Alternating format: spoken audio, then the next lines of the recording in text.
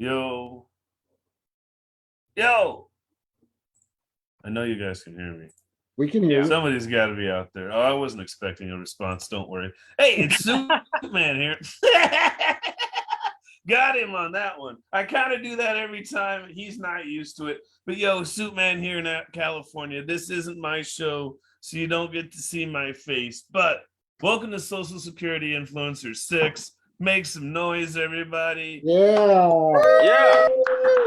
Woohoo! We got some old people here. They've taken their pills already. They've had an early supper, and now they're ready to make you laugh. I'm all the way from Texas. Give it up to your host, Big Al, everybody. Thank you, Dante. We are the Social Security Influencers number 6. This is the 6th time we've done it. We've been doing it for over 2 years. Thank you to Dante and Suitman Productions for producing this show. He is a fabulous producer of live and virtual shows and has a lot going on. So hats off to Mr. Barnett. This is the oldest show on earth. Why? Because we're old. Hey. We have a great lineup today. Fabulous comics from all over the country. And I'm old. That's why I'm here. I'm 72, damn it. Hey. My name is Al Coseglia. Al Coseglia. It sounds like Al Caselter. Plop, plop, fizz, fizz. Oh, what a relief I is. I had a wonderful moment last week. My grandson, for the first time, told me, "I love you, Grandpa." He's almost 50.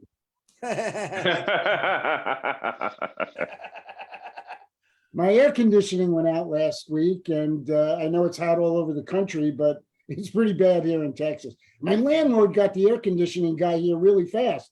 The air conditioning guy gets here, he says, "Your landlord is really upset. He told me, you got to fix that damn thing. I can't have that old guy die in there."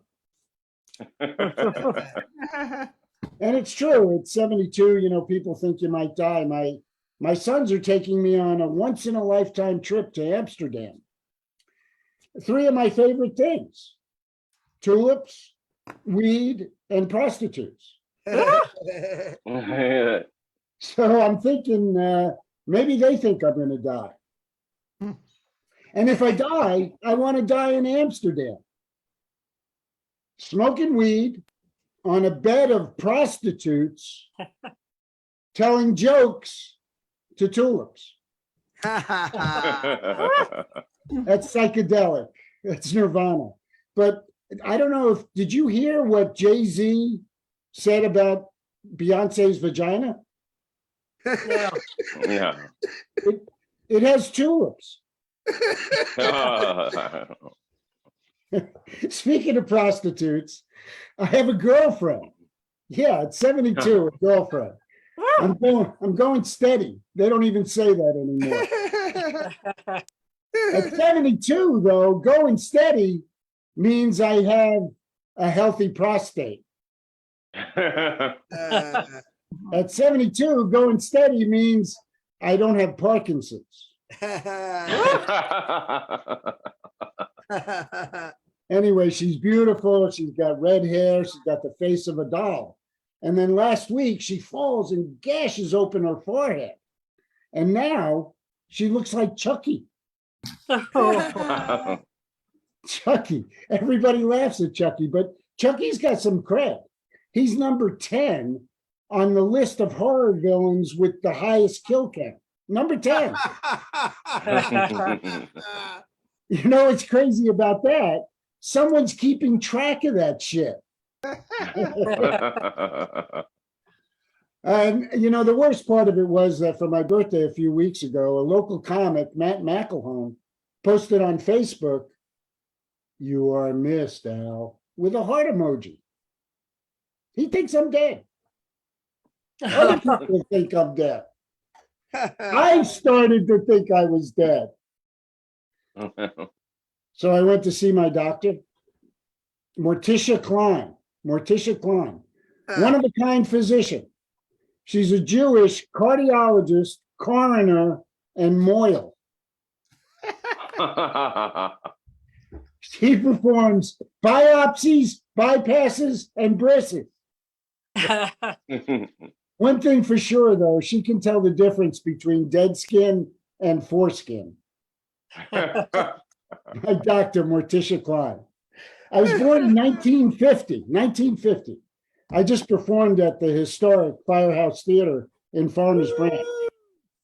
Historic. Built in 1958. What does that make me? Prehistoric. That's right. Jurassic. It's just something else that's younger than me. But you know what's older than me? Alka-Seltzer. You know, it's hard up here at 72 remembering your jokes and hoping you don't repeat yourself. You know, it's hard up here at 72 remembering your jokes and hoping you don't repeat yourself. You know what makes me mad? Being short. Not because I'm short, but because tall is romanticized. You know, you got to be tall to be a great athlete. Tall, dark, and handsome. Tall and tan and young and lovely. I mean, the fucking girl from Ipanema is tall. And there's so much bias against short, especially in everyday phrases. Discriminatory phrases. Shortcomings, short-sighted, short-lived, short-changed, short-fall, short-tempered, short end of the stick. You shorted me. You're one card short of a full deck. The shot is short. You short shit. So I'm going to ask you all to please be woke and stop using biased anti-short phrases. Let's eliminate shortism. I know that's a tall order. Come out, Coseglia. Peace out. We have a great show for you. Let's move on. Let's get to our first comic, someone that's actually funny. She is from the great but tiny state of Vermont. Award-winning author of thriller novels, has 2 published, has a 3rd coming out in November. She does comedy to take a break from killing people off. She started performing stand-up in 2019, and that year was a semifinalist for Vermont's Funniest Comic. I don't know how many there were. Are there a lot up there? Since then, she's performed comedy at various venues across Vermont and regularly appears on my mic, Ye Olde Mike. And on that show, she does commentary. She's got a lot to say, but today she's going to be funny. Here she is, the very funny Lee Manning. Yay. Yeah. Hey. Hey, so hi everyone. Yes, as Al said, I write serious thriller novels and I perform stand-up. And every morning when I wake up, I have to decide whether I feel like killing people or making them laugh. Sometimes it's both. It can get confusing, if not a little awkward. I mean, you always want to kill at comedy, but you don't actually want to have dead bodies strewn around. But I always liked creating wild and improbable fiction and getting people to believe something was true that really wasn't. And I wanted to earn my living doing that. So I became a lawyer. I was a lawyer for 25 years, and I did what everyone in the legal profession really wants to do. I made money, and I got the fuck out. I started writing novels first, and I got into stand-up after I'd written 2 novels and before I had a publisher. I got tired of writing novels and sending them out and making no money. So I thought I'd become a comic and make So it takes me about a year to write a book, months to send it out. Now that I'm published, I have to send it to my publisher. And then more months before it comes out. And then some months before I start getting the reviews and all the people saying, you suck. As a comic, I just write a bit. I practice it a little bit. Then I go out, I perform, and right away, people say, you suck. No waiting. But, both comedy and novel writing use words. So there's some similarity there. Unless, of course, you're a mime, which you don't use words, you just go. Of course, that's sort of the plot of my first two novels, too,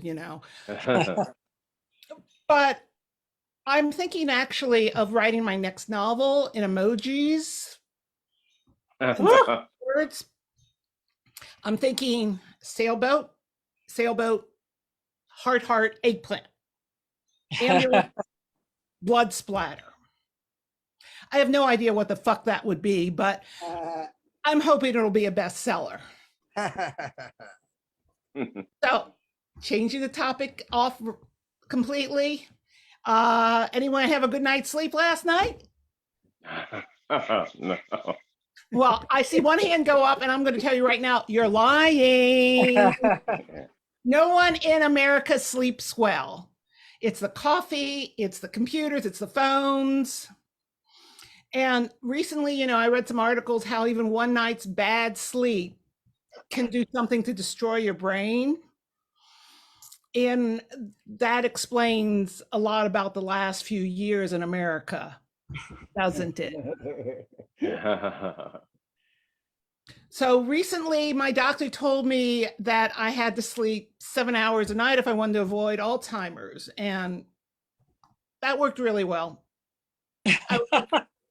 I was awake for 2 weeks. Here's the thing about sleep. It's kind of like sex. When you're trying really, really hard to get it, the least likely you are to have any. And by the way, speaking of sex, I want to know who came up with the phrase sleeping together as opposed to meaning you're having sex? I mean, when I'm with a hot guy, and by the way, at my age, if a guy's still breathing, he's hot.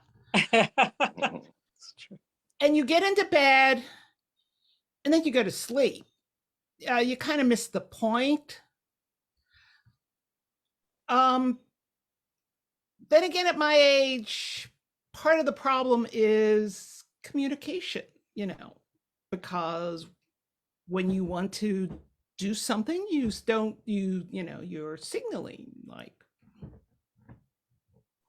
hey, what do you think? We don't say you want to fuck because that would be too direct. We just signal subtly, which is probably another reason why a lot of people my age aren't having a lot of sex. Then again, at my age, if you get into bed, by the time you get into bed and you get undressed, and trust me, it's not that easy when you can't bend over to untie your shoes, and then you take all your medicines, and the guy has to take the little blue pill, and by the time all that's done, you've forgotten what you wanted to do, if not how to do it. So, as Al mentioned, I live in Vermont. I moved to Vermont despite the fact that I don't like the cold and I don't ski and I don't hike. I moved here for the beaches. Yeah, I know. No beaches. 20 years. Wait. I used to live in New Jersey, a state that has more petroplants than people. Vermont, of course, has more cows than people. When I lived in New Jersey, I lived in a nice house. I had a nice yard. I had nice neighbors who every time I stepped out would come over to chat. I hate chatting. One of the reasons I moved to Vermont, cows don't chat.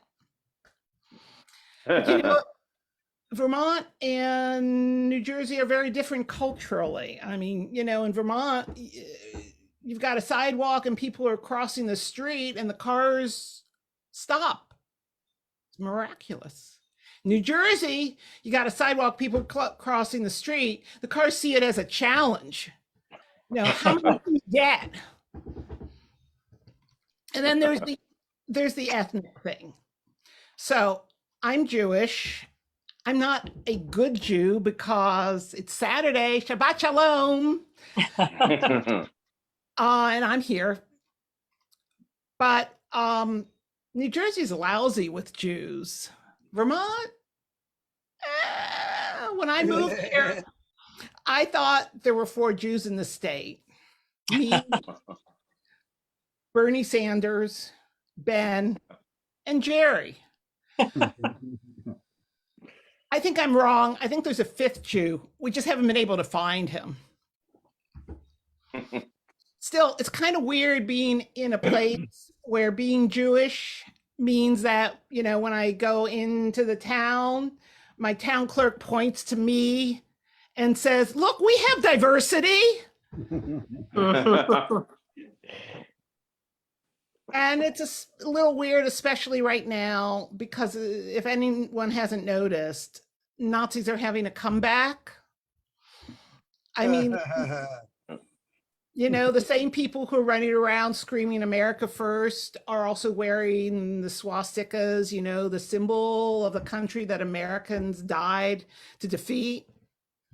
And last time I checked, Captain America fought Nazis. He wasn't one. Of course, a lot of Nazis are kind of stupid, but that doesn't mean they're not scary. I mean, there's a lot of scary things that are kind of dumb. I mean, look at Asian hornets, great white sharks. Or there's another stupid large white blubbery thing that wears a red cap and isn't too smart, but let's not go down that road. You know, when you're in New Jersey, you know, it's something of an advantage if you're Jewish because, number one, if they're searching for Jews, they're going to find someone else first. But, you know, there's strength in numbers. And if people think that we're going down easy this time, they've obviously never attended a synagogue luncheon after a bar mitzvah and tried to get to the tuna fish. Marjorie Taylor Greene's worried about our Jewish space lasers. She needs to grip on reality. What she really needs to worry about are Jews with plastic forks and knives. I'm Lee Manning. Thanks. It's been fun. All right, Lee Manning from the great state of Vermont, taking a risk with a geography joke.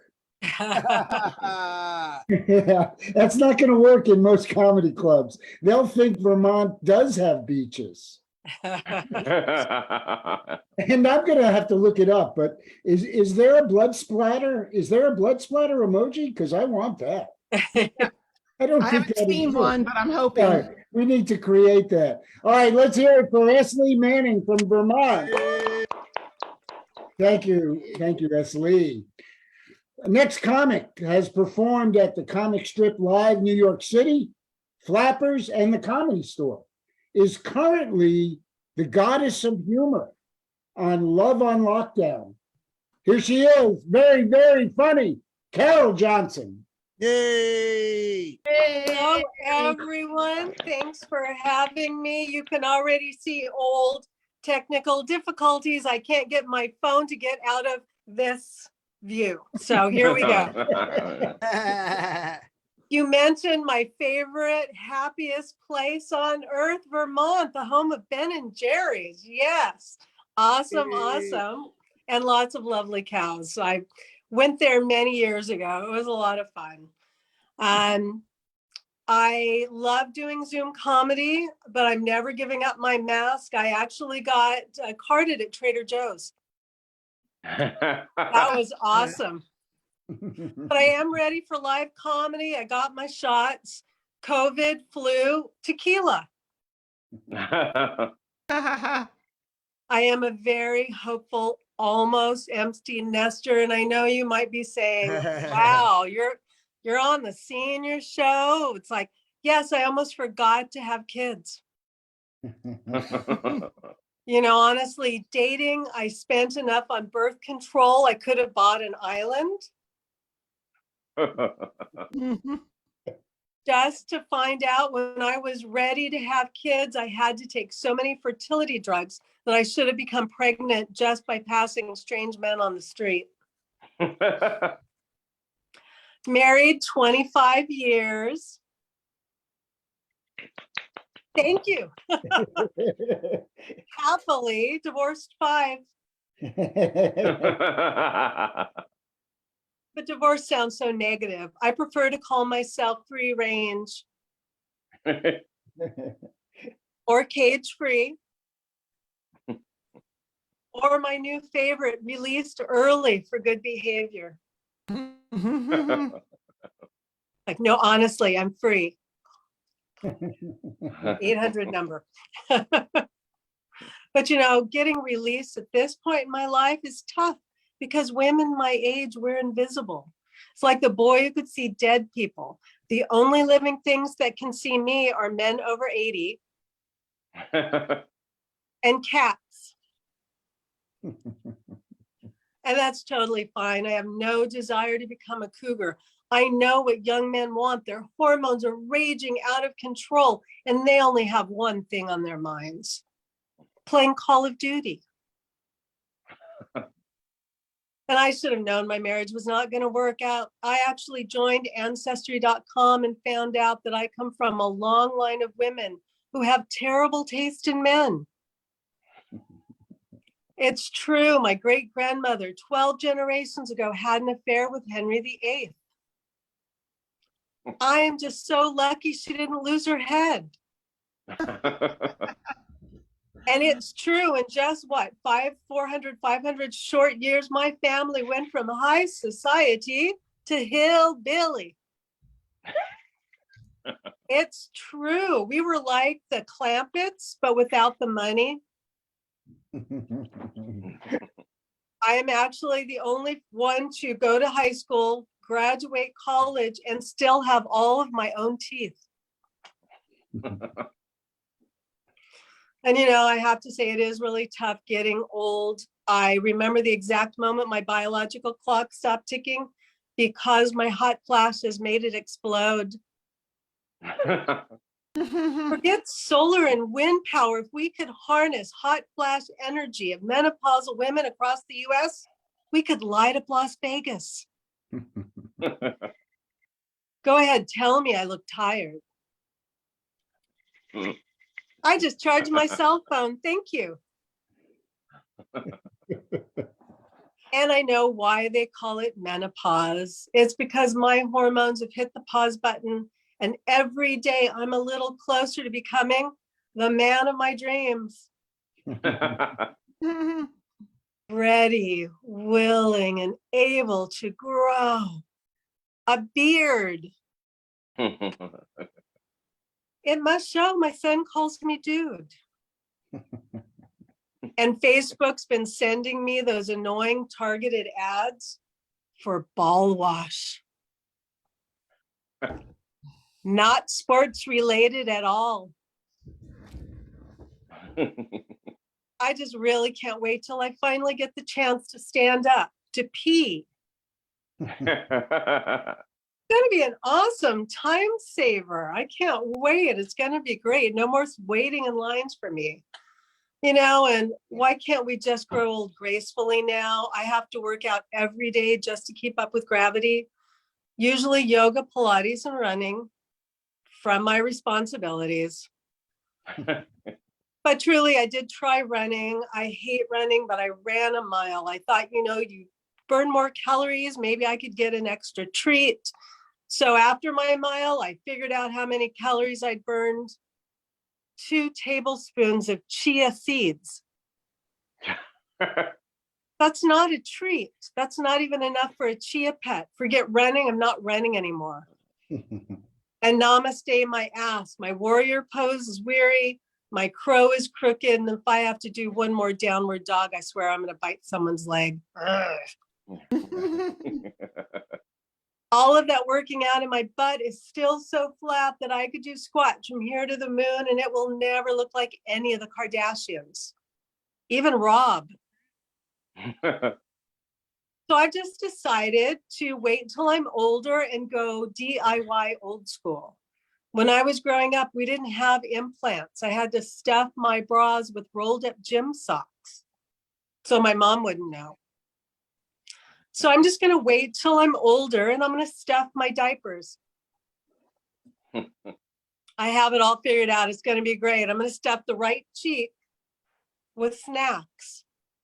So when I'm very old, like the commercial says, and I fall down and I can't get back up, I don't starve to death. And my left cheek with treats. So while I'm lying helpless on the floor, my face isn't eaten by my cat. I'm already turning into my mom. I need reading glasses. I constantly wander into rooms and I can't remember why I'm there. But now I guess at least I'm getting my steps in, retracing my steps. And, you know, from all of those years of dating and being married, I've held on to this most explosive farts. It's true. Just another step closer to becoming the man of my dreams. But my mom was the perfect 60s mom. She always made sure we had the 4 food groups: ding dongs, Twinkies, ho-hos, and weed. I'm sorry, I'm just joking about that. My mother would never let us have her weed. It was called grass back then. It was expensive, illegal, and she hid her stash so well that at 95, we have never found it. So, you know, 60s mom makes me a boomer. COVID's been called the boomer remover, but it's going to take a lot more than COVID to get rid of me. Growing up, we all survived pesticides in our food, lead paint, and one entire family, it didn't matter how large, we all shared one telephone. And it never left the house, and we survived somehow. We didn't have Instagram. Our phones didn't have cameras. If I wanted to share a photo with a friend, I had to have a real camera, take real film, drive it, drop it off to be developed, wait a week, drive back, pick it up. And then I had to mail it snail mail. And I remember by the time it arrived, I regretted sending the naked photo in the first place. And I have to share with you, you know, I feel really young until I go to the doctor. And this last annual visit, I found out I need a CPAP machine because I don't breathe when I lay on my back. So it's like, how's that supposed to work for dating? You know, have your CPAP machine come over and meet my CPAP machine and we'll make some noise. Luke, come to mama. You know, it's like sex positions. I can't do missionary because I will stop breathing. What a boner killer that will be. I can't be on top because if I lean over, I will look like a Shar-Pei. And forget doggy style because my farts could blow a grown man off the bed. Thank you all so much. You have been All great. right. Thank you, Carol. Let's hear it for Carol Johnson. Thank you, Carol. Rob Kardashian, he's the dead one, right? No, did he? He's not dead, is he? Is he not? Is he not the father? Oh no, that's their dad. Oh. Rob's the brother that's never on the show. Oh, okay. Well, thank you. And I never heard COVID referred to as boomer remover. Oh yeah, when it first came out, yeah, that's all the young millennials were hoping to get rid of us. Yeah, I guess so. And we not only shared one telephone with our house when I was growing it up, we shared it with other houses. We had party lines. That's right, I remember. Talk about privacy. None. All right, thank you, Carol. Let's hear it for her. Carol Johnson. Thanks for having me. Thanks, Carol. Yay. The next comic coming to the stage, the country's foremost forensic humorist at large. But he swears he's going to lose some weight. Here he is, G.D. Fenderson. Yay. Thank you. Thank you. I am GD Fenderson. I've had a pretty rough life for a white guy. But for a black guy, it's been pretty awesome. It's been awesome. I have a great wife. I have a nice house out in the country. I have my own company, So GD Funny LLC. Now, for those of you who are not familiar with business jargon, LLC stands for Little Low on Cash. I am a professional comedian. Professional is from the Latin. It's profess, to proclaim out loud, and Chanel, as in Chanel ain't got any money. I just told you I have an LLC.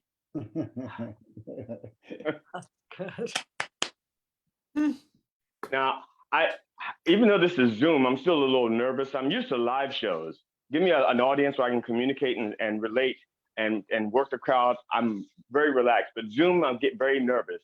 And my wife, Penny, says, don't worry about it. Just forget about everything and just focus on the audience before you. And remember, they do not know your material. They do not know what you're about to say. So if you mess up, just lean into it. They don't know. For example, my wife's name is Carol.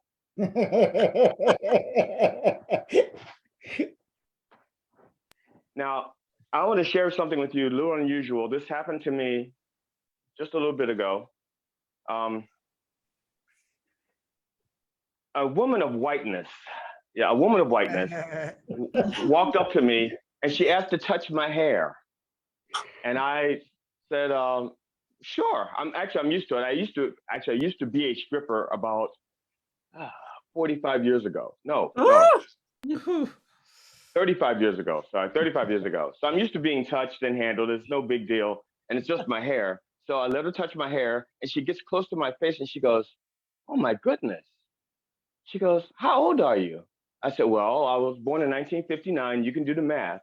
If you can, I'm 42. If you can do the math, shut the fuck up. I like being 42. So she said, she looks at me, she goes, oh my goodness, your skin. Then she says, black don't crack. I said, well, no, ma'am, it doesn't. It does not crack. But my bones are white. and those motherfuckers are cracking all the time.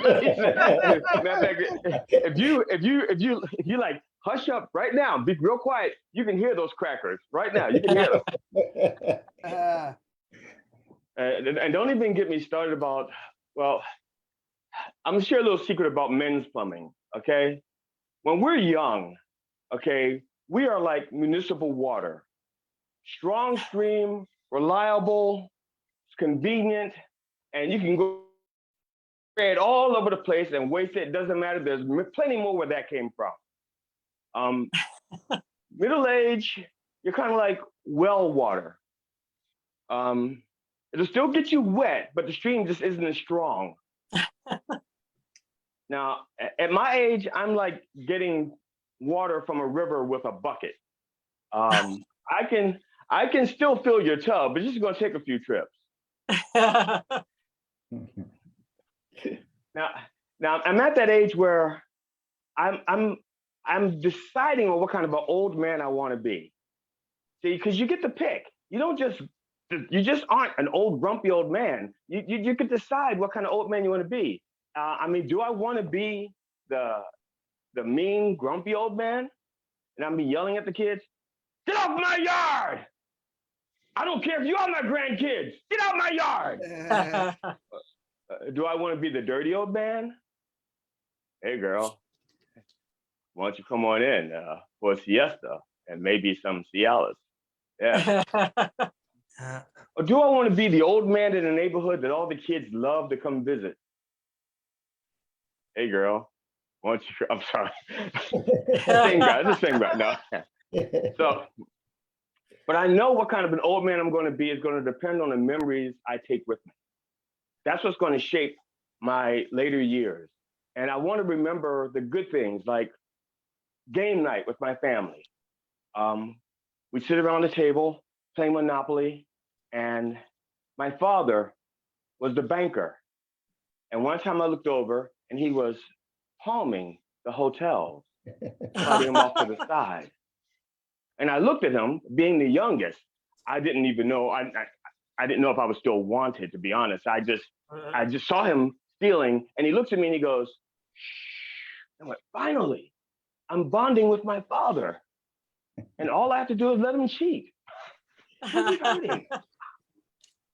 So a few weeks later, I come home, and it's game night, and I come busting into the door, and the table is not set up for the game. Instead, my sister is standing in the dining room, and she's looking at the ceiling like this.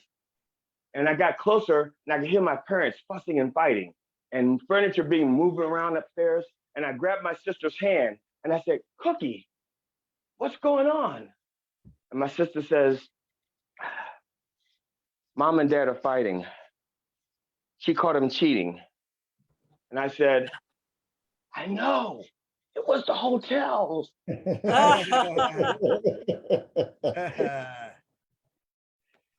That left such an impression on me that to this very day, I have never, ever cheated on my wife in Monopoly. I want to take memories like when my parents sat us down and taught us about oral sex. You remember when your parents taught you about oral sex, right? Sure. No, really? They did. I promise you, your parents taught you about oral sex. You just don't remember. And it probably happened around the dinner table where all family conversations take place. And wouldn't you know it, I didn't bring a chair tall enough, did I? Let's find out. I'm about to find out, 'cause I forgot I was going to sit down. Wow, this is working. Okay, great. Sitting around the dinner table, and the father looks over to the daughter, and it starts off like this. "Excuse me, are you going to play with that meat all night, or are you going to put it in your mouth? How do you know you don't like it? You haven't even tried it. Put it in your mouth." What's that face for? No, don't do that. That's a choking hazard. No, don't spit that out. That's a good source of protein. Oh, goodness. Oh, what's that in your hair? Looks like mayonnaise. Sorry. Yeah. Yeah. What? Why are you laughing? So stop it. Do not laugh at your sister. You got some stuff on your plate too, young man. No. What? No. It's supposed to be wet. You don't want to eat that dry.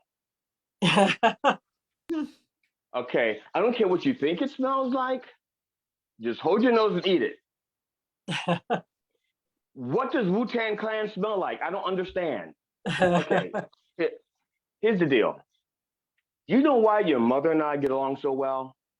Because no matter what she puts in front of my face, I eat it with a smile. That was your parents teaching you about oral sex. And I hope you've been cleaning your plate. Now, like I said, I'm at the age now where my wife could trade me in for a younger model, but I don't think she's going to do that. But I really want to end my life with my wife. I want us to grow old together. I really don't have time to break in a new woman at this stage.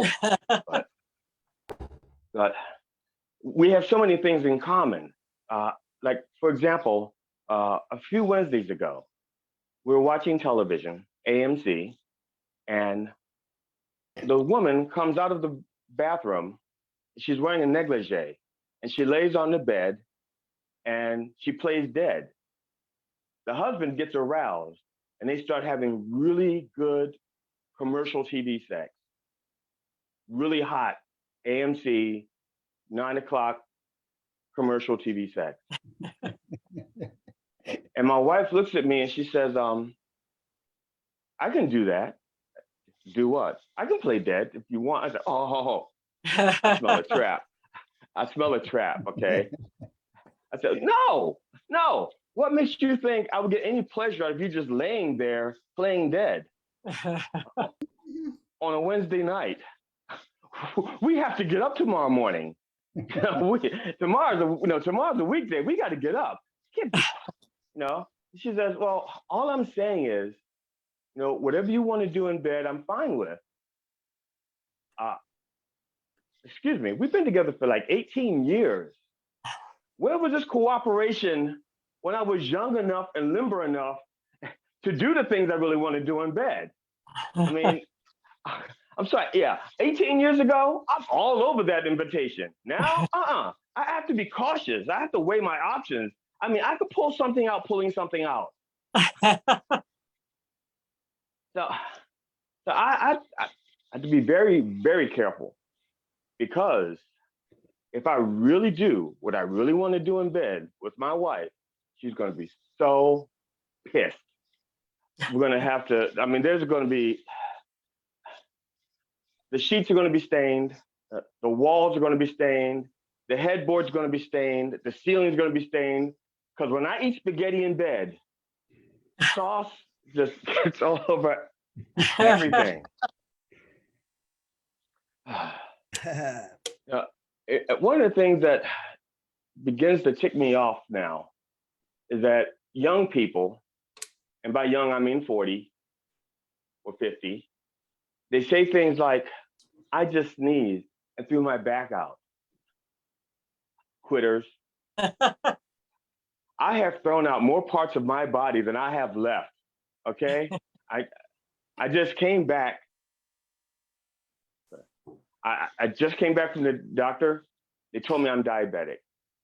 And the thing about diabetes is one day you're healthy and the next day you're not. I went from eating whatever the hell I want to watching you eat whatever the hell I want. I'm GD Fenderson. Thank you for listening, and check me out, sogdfunny.com. All right, let's hear it for him, GD Fenderson. Thank you, GD. Very funny. Appreciate it. All right, we're to our closer. I'm very excited to introduce him.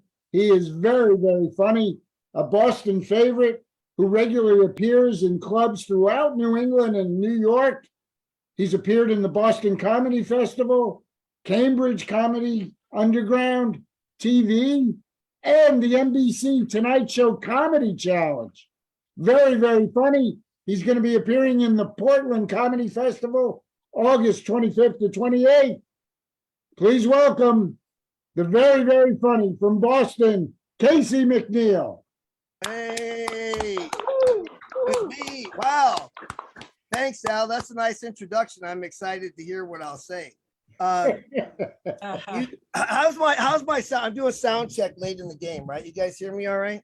Yeah, we got you. That's old time stuff. Give a hand to all the comics that you've seen.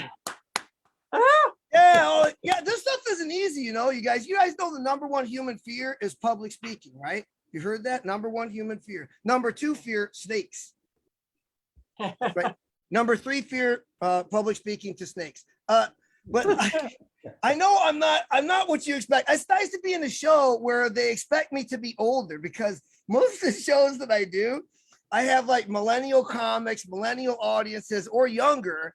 And, they get all these sexy young comics come on stage. Then here's me. Everybody pauses for a second, like, what's this, Larry King's evil twin? Like, we got a caller from Pocatello. Go ahead, caller. So I always have to explain to. Plus, the lighting is so unflattering. I've been trying to work on this lighting where I'm at right now. No matter what I do, I end up looking like a bad guy from an episode of Criminal Minds. Yeah, only I'm not even the main bad guy. I'm like the accomplice that gets killed off before the first commercial.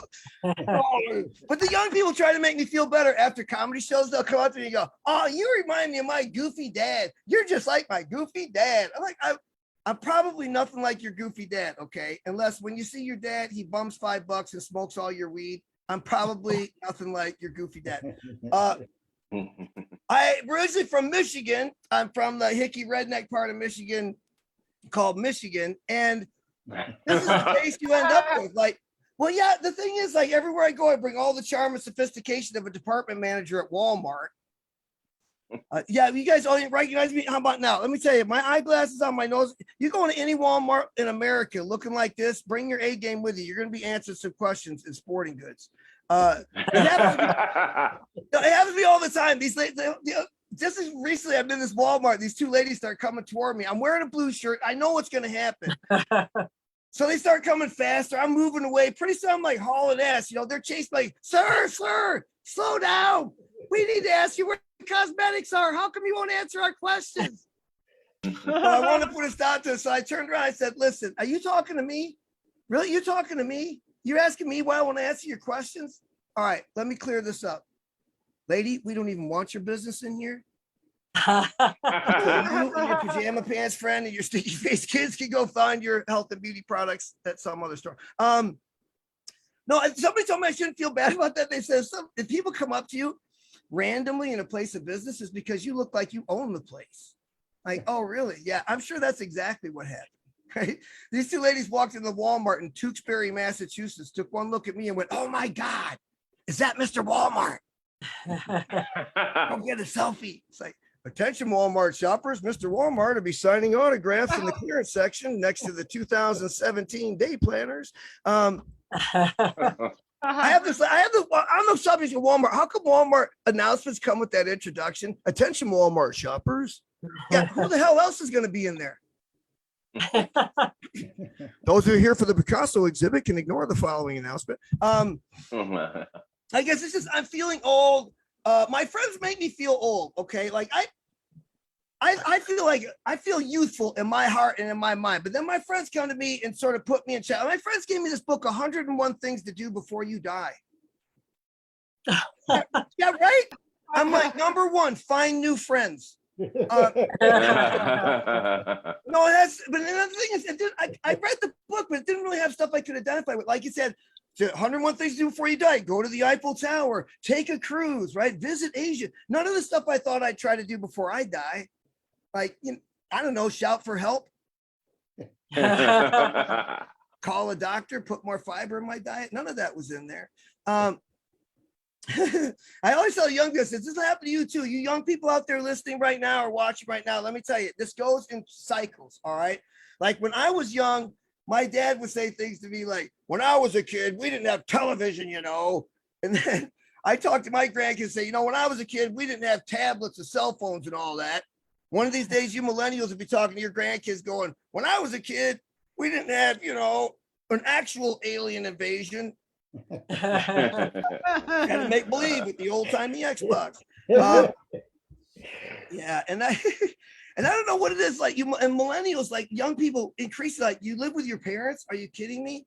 Like, let me tell you something. I have Gen Z and millennial age children. I do not let my millennial children live with me. All right, because I live with my parents, and that so they can find their own.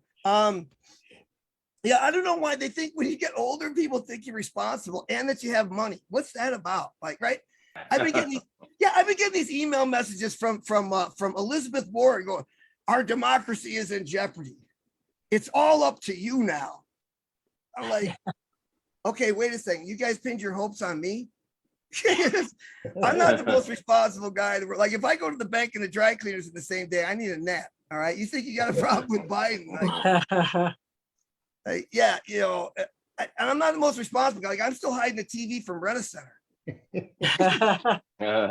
Fuck you, Finger Hut. You'll never catch me. I'll be a record house people. I guess at some age you get to be like, you guys leaned into that stuff. Yeah, it's not going so well. My debit card got declined for a cheeseburger at the fast food place the other day, you guys. Yeah, that happened. Nice, right? So the guy's ringing up my order. He goes, oh, sorry, dude, this cheeseburger got declined. I'm like, come on, man. Can you try running it without the cheese? No, it wasn't like that. It wasn't always like this for me. I used to have money. I used to be one of those high price consultants, made a lot of money.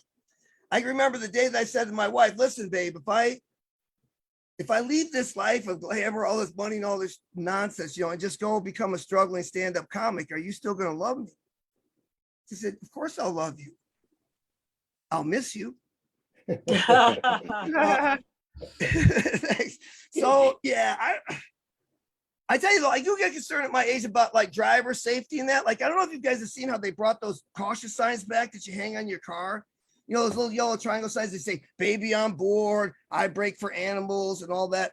I searched for a sign, but I couldn't really find a sign that suits my situation. So I had to invent my own. Mine says I'm high AF. Yes, of course. I got my medical marijuana card. Woo! Where's my marijuana enthusiast? Yes, of course. And everybody goes, you got to understand, marijuana is legal in Massachusetts. So everybody said, hey, Casey, why did you get the card?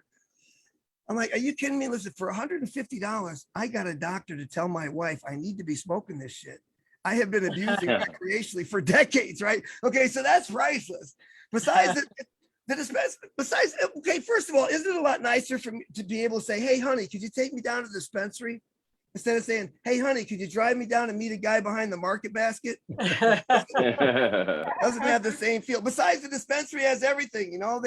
They have flour, they have edibles, cartridges. They even have a patch now that you can put on your arm. That's great news for me. Yeah, now I can smoke weed while I'm sleeping. No, I've been waiting 40 years to buy my stuff in a store. Like, I'll tell you what this like when we were younger, skulking around, behind garages and stuff like that. Now you just like lean into this shit. It's so great. And like, it's charming. Like I can't help but laugh every time I'm in a store getting my weed in a store because they observe all the customer service stuff, right? Like I'm at the checkout. The guy goes, let's see here. We've got a half an ounce of Granddaddy Purple, 2 vape cartridges and a brownie. Here's your stuff. I hope you have a nice day. I hope it. Bet on it, pal. Have you smoked this shit? I'm on my way to buy condoms. The day's shaping up just fine, right?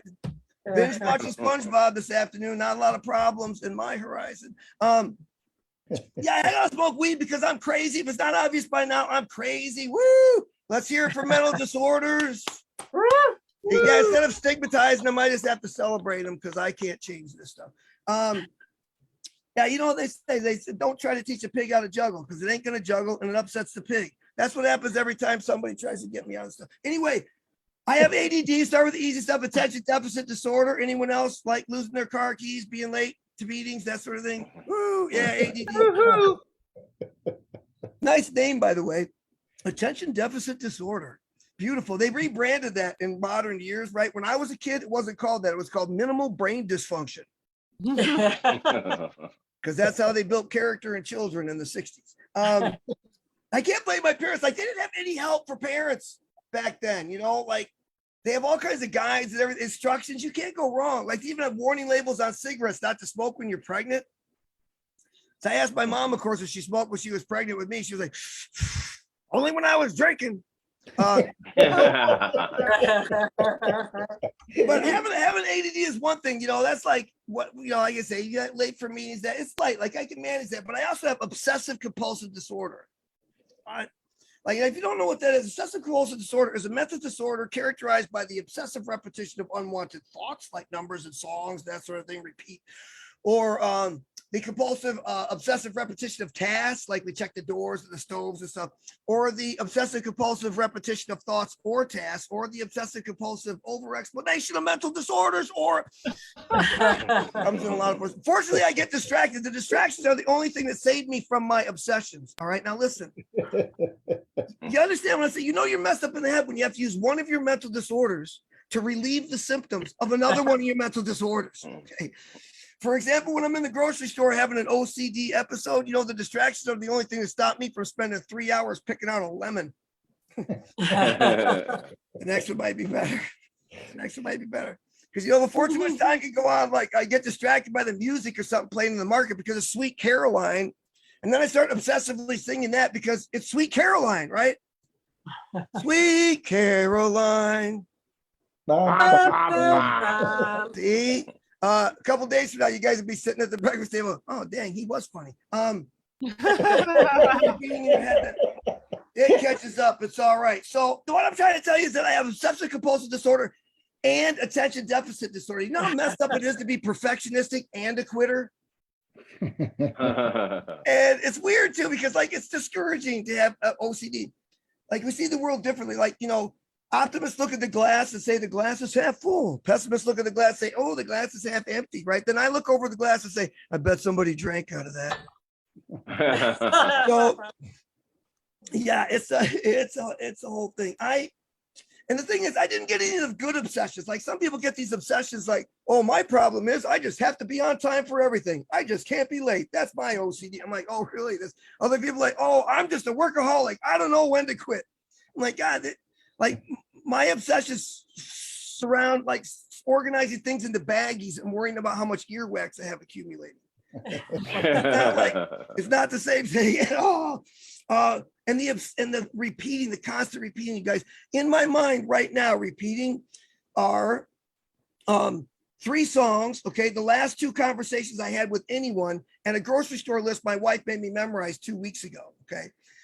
And for the record, she did not specify what kind of onion she wanted. She just said onion. I'll leave that there.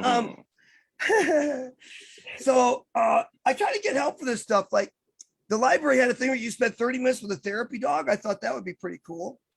Right. He didn't understand a fucking thing I was talking about. Just kept giving me that surprise look, trying to comfort me the whole time. I'm like, this is Skippy.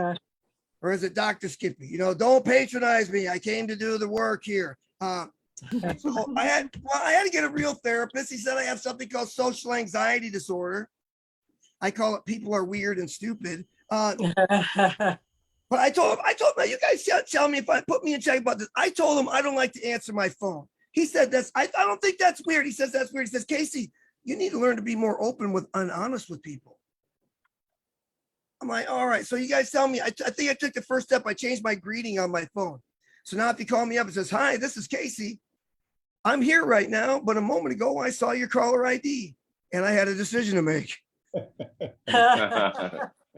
Yeah, so I don't like to talk to you. I also don't like to deal with my neighbors. I don't know if you guys have weird neighbors or not, but I got the perfect solution for that. Like I just declared myself to all my neighbors. Right. So if you want privacy in your neighborhood, here's what you do. I went around the neighborhood and I just started knocking on doors going, hi. Yeah, my name's Casey. I live in that house right over there up the street. Yeah, I just need to go around the neighborhood and declare to everybody that I live here. Take a couple paces back and I'm like, declare what? I'm like, okay, bye. You know, works pretty good, and those kids stay out of my driveway. Yeah, so I tell you something that innovations though in technology. This last I'd say about brain stuff, mental stuff, psych stuff. We got the best news recently. Appliance makers in America are creating a stove that you can control using your cell phone. Because America, okay, now if you don't get follow me, it's a godsend for people like me with obsessive compulsive disorder, right? Because we worry about stuff like the stove and that. So now, if I get one of those things, I can be stuck in one of those busy meetings at work. I can just say, hey, excuse me, you guys, before this busy meeting goes late, I just need to check in with my stove, okay? It's ringing. Sweet Caroline. Oh, hello. Stove, please. Oh, speaking. Yeah, it's me again. Yeah, same question. I didn't leave you turned on, did I? Are you sure? Oh, you're sure? All right. Now, one more thing. Can you see if I left the front door open from where you are? We try to get help for this stuff. They have one of those 24-hour telethons to raise money and awareness for people with obsessive compulsive disorders. That's pretty cool, like 24 hours, right? I missed it. I was at the store picking out some lemons. But the one thing I tell you that technology does not help out with is like conflict. All right. Now, if you're like me, and I know I am, all right, I do not deal well with conflict. Before the invention of the cell phone, all I had to do to end an argument was leave the building. That's it. Conversation over. You know, shut the door. You're done. Thanks to this, I've had the same argument with my wife for the last 14 months. Okay. Yeah, Desert Storm only lasted 3 days or something. I said, like over a year ago, I tried to have one of those dramatic exits. You ever try to do one of those things in a fight where I'm like, no, I'm leaving. I'm not talking about this anymore. I'm leaving. This conversation is over. I slam the door. I get about 10 feet away. My phone starts buzzing. Zzz, zzz, zzz, text message. oh no, this is not over. I'm like, that's great. No, I would turn this phone off, but I don't want to miss a call from the stove. So DNA. I tell you, my wife is good in a fight. All right, now I got to tell you about this story. You guys like the superhero Wonder Woman? Pretty cool superhero, right? Wonder Woman. Oh. I learned that Wonder Woman was actually created by William Marston, a psychologist who based the superhero and her powers on his wife as the model, which I think is pretty cool, which I suppose explains the truth lasso and all that stuff, right? But I think, wow, if they based a superhero on my wife, that's pretty cool. But she wouldn't turn out quite like Wonder Woman. Like my wife wouldn't have superpowers that could kill you. They would just make you feel really bad about yourself for a few days. My wife would have the kind of superpowers that make you go back to the grocery store 3 times to get the right kind of onion. That is a white onion. Return with the golden onion. I don't think they tried that on Steppenwolf. Anyway, so DNA is quite the thing now. You guys all in the DNA stuff. Anybody, you guys done the DNA testing? Yeah. I finally got to take one of those DNA tests. Turns out I'm innocent. No, I wouldn't want to take this because like the thing is, we didn't wear condoms when I was younger. Okay, so like if you're from a family like mine, and I know I am, they should rebrand that, call it the Hillbilly Homewrecker Kit, right? Because this will not only tell you what your ethnic background is, it tell you who your relatives are, right? So like I can picture one of my family members getting this stuff like, hey, did you get your 23andMe results? I sure did. Let's have a look. Let's see. It says here I'm 50% French and 50% our neighbor's my real dad. I have been married for 28 years myself. Thank you very much. 3 different women. Mothers of my children. No, I wouldn't want to do it again. Like the thing that young people do, like I'm mystified by this. The biggest distinction between older and younger people, they send pictures of their private parts to people. Like, are you kidding me? What confidence people show to send, the D pic, right? Like, I don't even look at mine when I shower.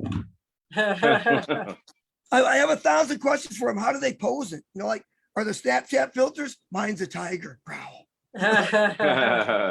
They say the average age of somebody that does this like 24 years old. Do you guys have any idea what kind of commitment I would have to show to send a picture of my Johnson to somebody when I was 24 years old? First I'd have to buy film for the camera. Take the black and white roll. Now I go down to the photo mat to get it developed. Now, for those of you that don't know what this is a place where your parents took their film down. The guy stood there in front of you and developed it for you while you waited. Yeah, that's not an awkward conversation in 1984. I don't know, Bill, do you think it looks better in the glossy or the matte finish? Now I got an hour to go buy stamps and envelopes. Send off that letter, dearest Ernestine. Check this out, right? Got to send it through the mail back then. Then I finally got a reply 2 weeks later. I would open it up. Oh, new house. Who dis? It's an 80s costume joke. All right, that's all I'm going to do for you guys. My name is Casey. All You guys have been right. nice for having me here. Thank you very much. Casey McNeal, yes, our closer. Great job, Casey. Thank you. Where are you, Dante? There you are. Thank you. All right, let's hear it for him, Casey McNeal. Very funny stuff, Casey. Love it. Thank you. And let's hear it for all the comedians. S. Lee Manning, Carol Johnson, G.D. Fenderson, and our closer, Casey McNeal. I've been Al Coseglia. This is the Social Security Influencers number 6. We'll see you next time in November.